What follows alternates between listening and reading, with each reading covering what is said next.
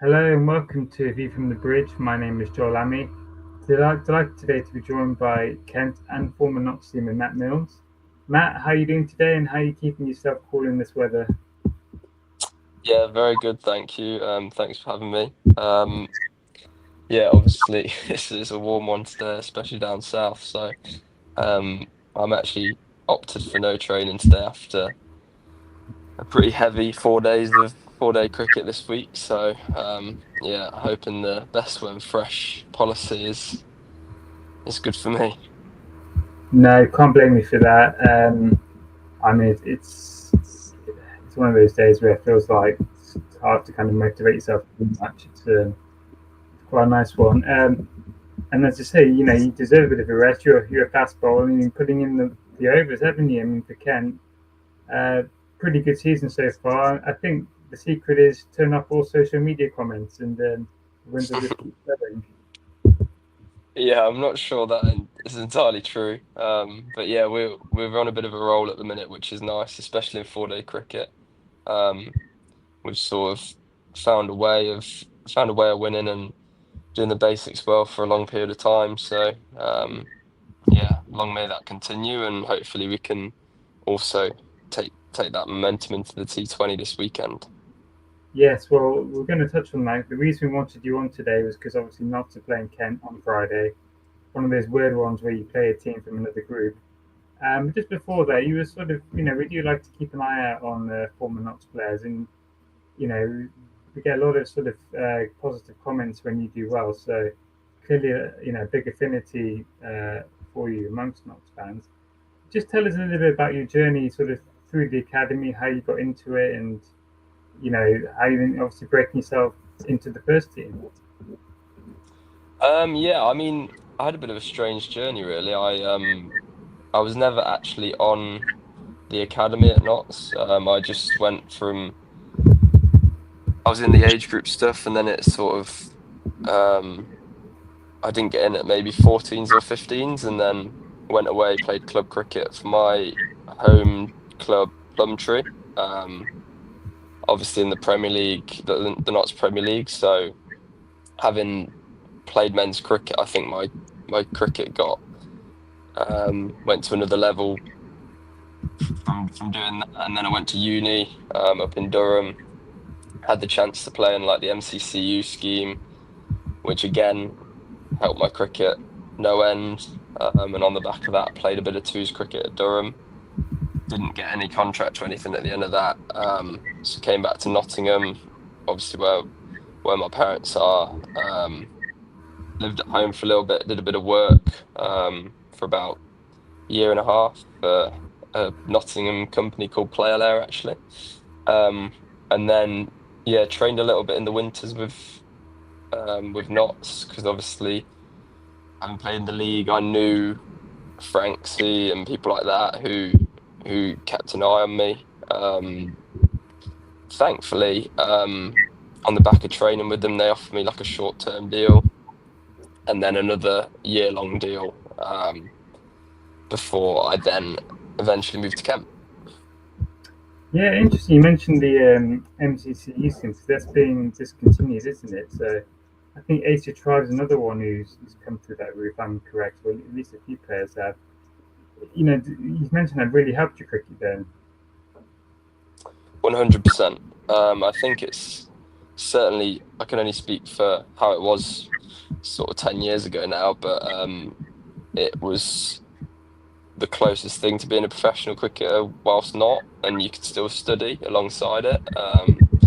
You obviously had a number of professionals in your team and other teams in that system.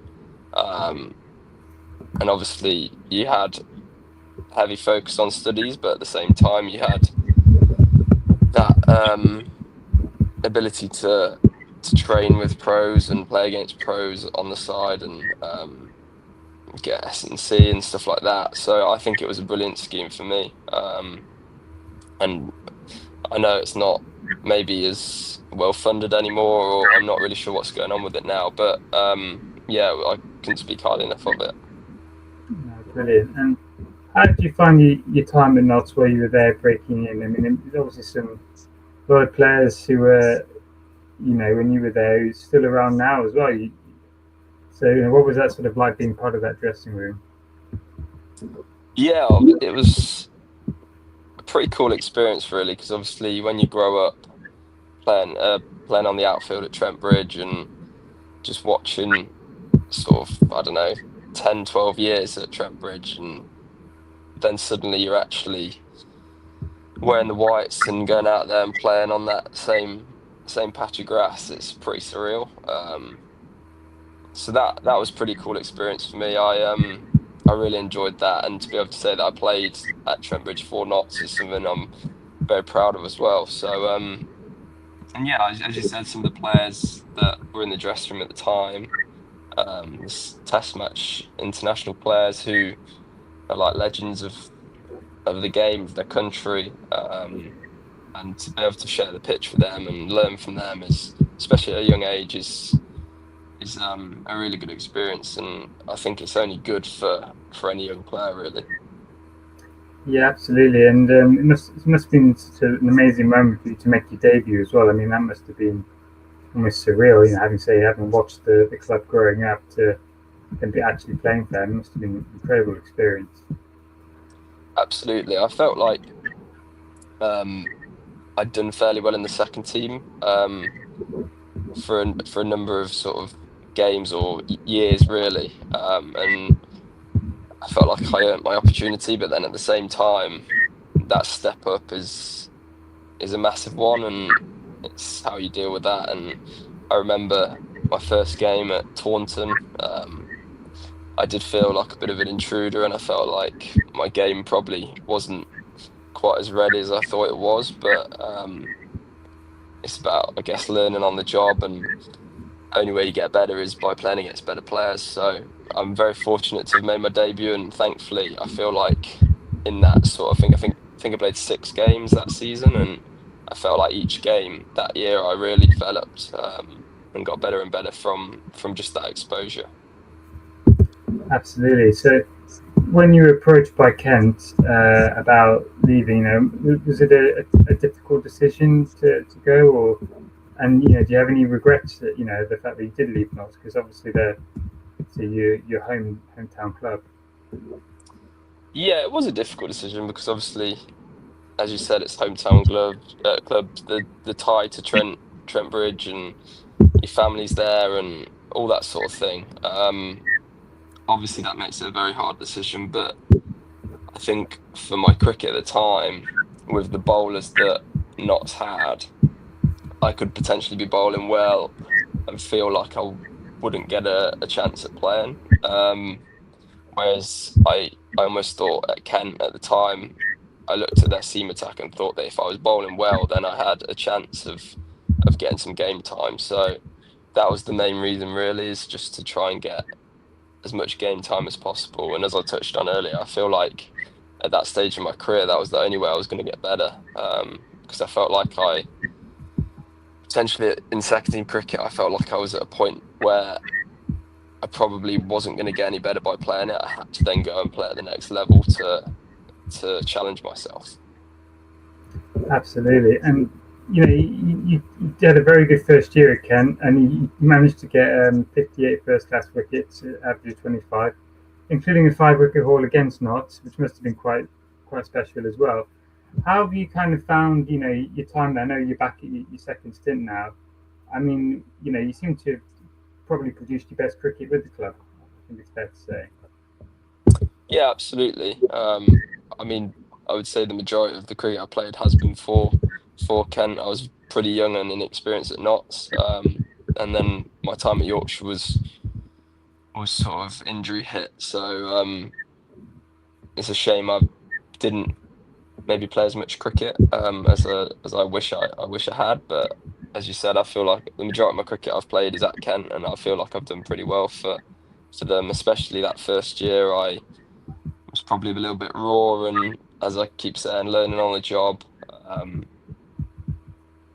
But yeah, I had to have a good first year is great. I think we had a pretty successful team actually that year. I think we finished maybe fourth in the league, and for a newly promoted side, that's a pretty good effort. So yeah, to get 50 wickets then was brilliant, and I don't think I've done that since. So hopefully I can go one better at some time in my career again. Yeah, why don't we just fast forward quickly then to this year, and we'll go on to the Blast in a minute, but I'm curious about the county championship because I mean Kent are flying at the minute. I mean, I think you'll have endeared yourself to Notts fans by getting dismantling Derbyshire not long ago. Your figures in the final innings were 15 overs, 6 for 12, going under one run and over. I mean, that must have been. I mean, what's it like when when you're in the zone like that? So, you got a fifer in your last game as well. I mean, you must be feeling so confident in the minute every time you go out to bowl. Yeah, I think I have a slightly different perspective on it now, having played a little bit more. I do think a lot of it's down to luck and it being your day or someone else's day. I think all you can do is try and be consistent over the course of games and seasons, and just hit the top of off stump for as long as possible with good energy on the ball. I try and do that as much as possible. As you said, that Derby game was the conditions that fourth day when I got the wickets were actually perfect bowling conditions, and um, it was lights were on and it was a bit dark and gloomy, and yeah, it was a dream to bowl really. So I can't put it down to too much of what I produced that day because I feel like it's a similar thing to most days. So um, it's just a case of just sort of staying in it and trying to be consistent, and hopefully your rewards come, and over the course of a season you get the odd five for here and there, and yeah, just got to stay as consistent as possible. How are you feeling? Because obviously, you've had injury problems. What's it like when you're going through those struggles, and then now that you are back and playing well? I mean, what sort of take us through the ups and downs from that side of things? Yeah, that was very tough, and that makes those days like against Derbyshire and last week so much more satisfying because you put the work in to get back on the pitch, and when you have good days, it's just yeah, it really sort of is very satisfying, and it makes you think of those days where you felt like that was a long, long way away. So um, my time, as I said, my time at Yorkshire, I had um, three stress fractures and back surgery in that time. So there's obviously a lot going on mentally. I think that was probably the main challenge. Like the physical side of things was probably the easier part because you can feel like you can work towards sort of getting stronger and getting it right and doing all the right things, but the mental side of it when you're in the middle of the summer and all you want to do is be out there playing and prove yourself at a new club at the time was really frustrating. And I don't think many people necessarily know how frustrating that can be and how tough it can be because unless you've been through it, really. No, I can only imagine.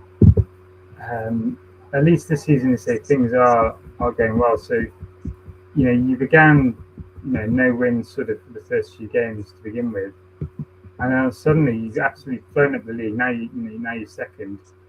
What's sort of been the catalyst for that? Because obviously there was, I joked about it at the beginning, but the club turned off comments on social media because of some of the things that were posted.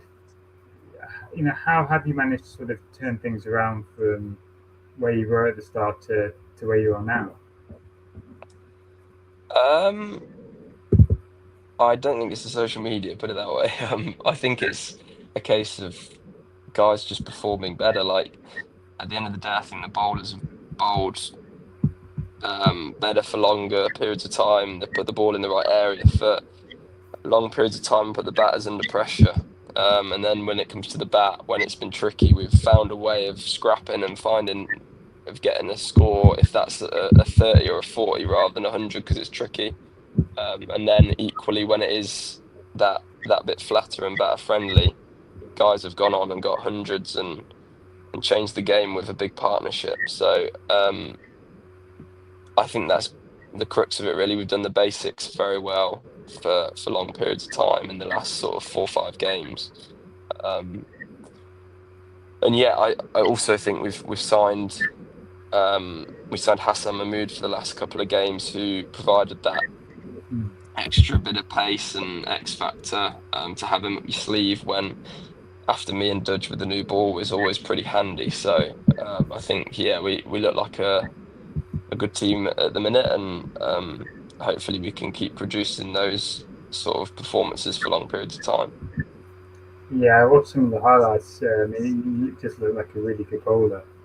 Um, and you know, Adam Holyoke is a coach. I mean, he's a I've known him before. You know, he's clearly a very confident guy. And what's he been like as well? Because you know, he seems like the sort of guy you kind of want to play under. Is that the case? I suppose. Yeah, he's been brilliant to be fair. It's very easy for him in his position after we didn't quite perform that well at the start of the season and we had a bit of a slow start, for him to maybe put us under the pump a little bit and start questioning our performances and our training and all that sort of thing. But he actually went the complete other way and sort of said, guys, you're all bloody good cricketers.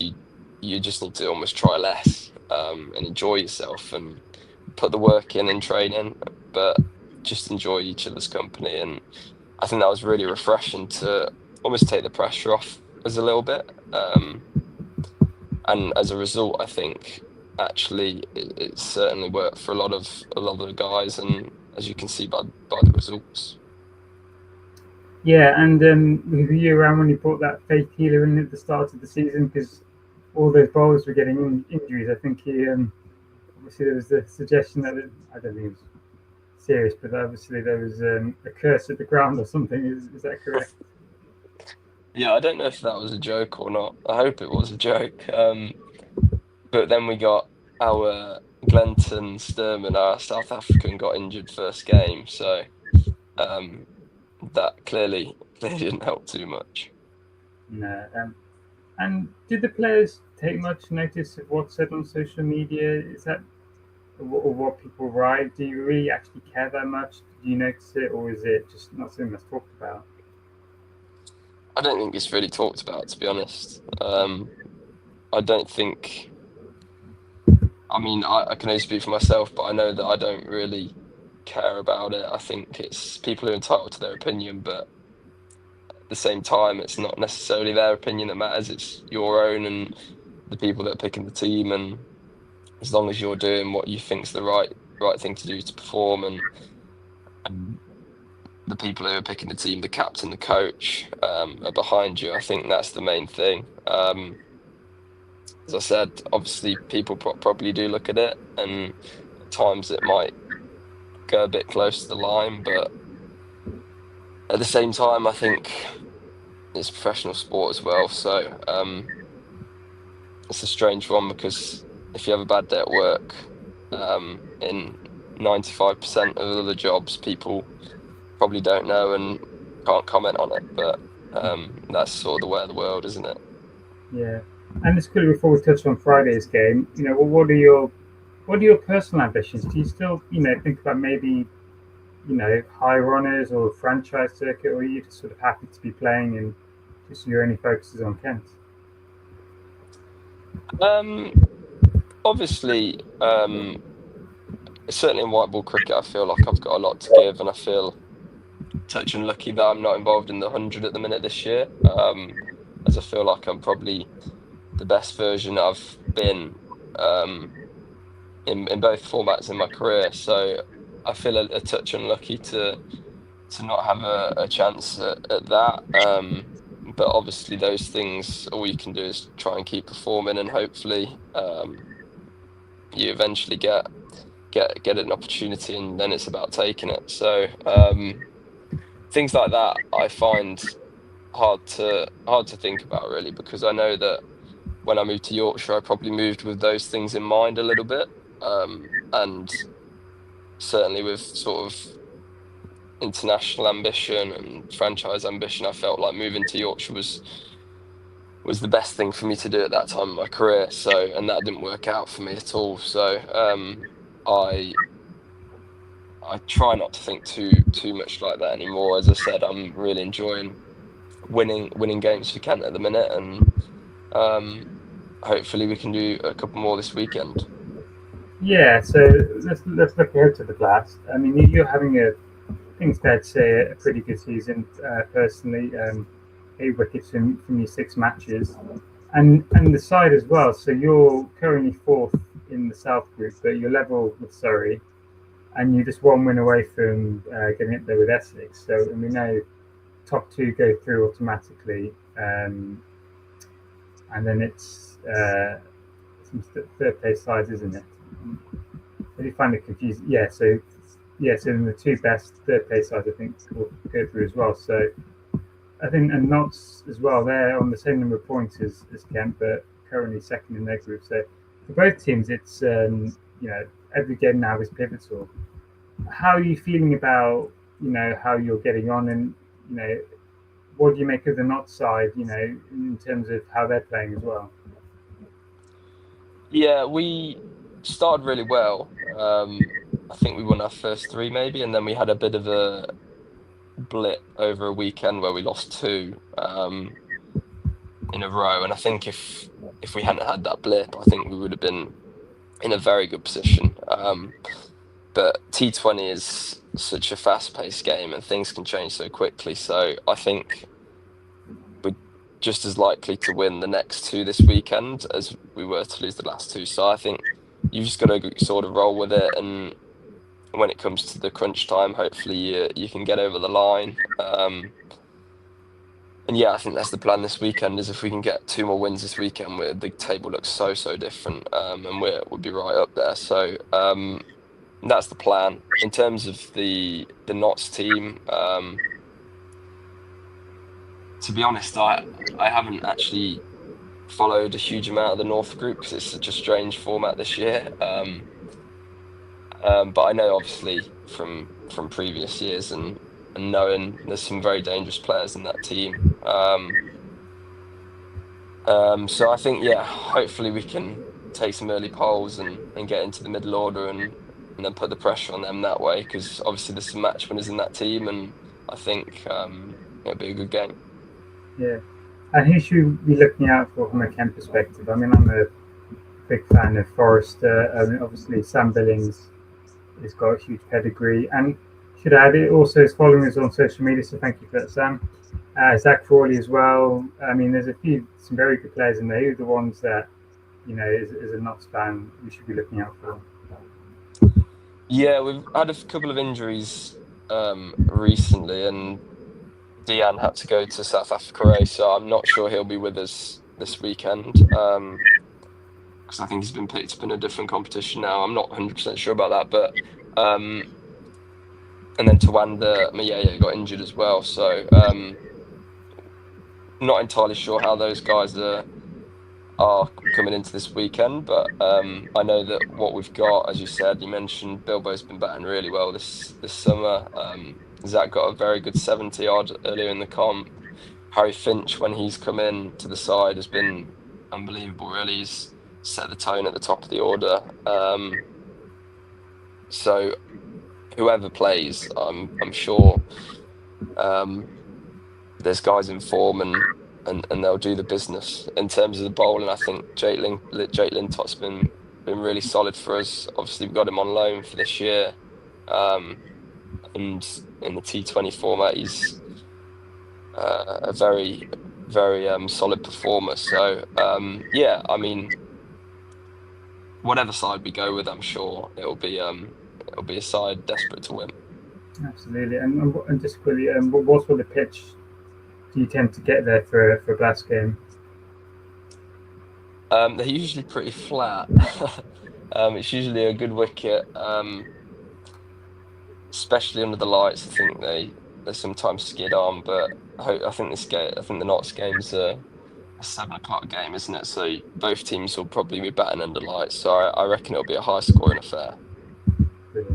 I hope not, though. No, well, yeah, of course.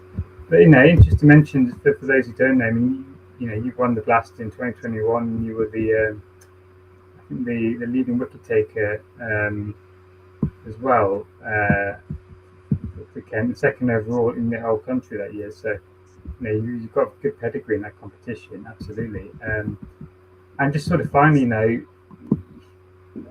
obviously when you're not, Peter Moores was coach. He's still coach now. And what were your memories of being around him, playing under him in that dressing room, and some of your former teammates as well that maybe still around now? Yeah, Morsey was coach. I thought he was a brilliant coach. I really enjoyed working with him. I think certainly on a batting element to things, I think he was unbelievable. I'd probably never had that exposure to high level coaching at that time in my career either. So um, that was a cool experience to work with him, and obviously be nice to catch up with him this weekend. Um, but yeah, some of the guys I play with, obviously Tom. Tom's in the side, Lyndon, Liam Patterson White, who's obviously doing very well at the minute, in the Red Bull stuff as well. So it'd be nice to see a few familiar faces. Absolutely. Well, wish you the best of luck, although probably more for Sunday onwards. Thank you so much for joining us today. It's great to see you doing so well this year, and really hope to see Kent up there at the end of the year in the championship and the Blast as well. So it's the best of luck. All good. Thank you very much for having me. Brilliant. And thanks to everyone who's listened, and we'll be back again very soon.